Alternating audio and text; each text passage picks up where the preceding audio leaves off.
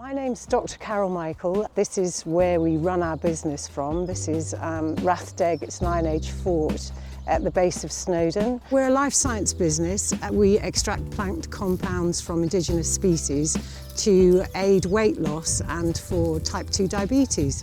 We'd been into horse racing before we started Phytorigins, and we had one compound that we knew would work on weight loss, but it took a move to Wales to actually get the business going and to be able to have the help to run as a company. The Welsh Government have been brilliant for our export side because they've run 2 trade missions which we've been on, both of them to the Middle East. The Middle East is one of our biggest markets. They've partly funded 2 PhD students and an MRes.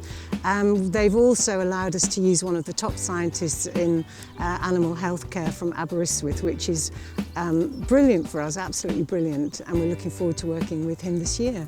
Now's a perfect time to start a business, especially if you've got an innovative idea. I think innovation is where it's at, and I think if you're innovative, you'll be successful at the moment. People are just wanting small companies with new ideas to get on board.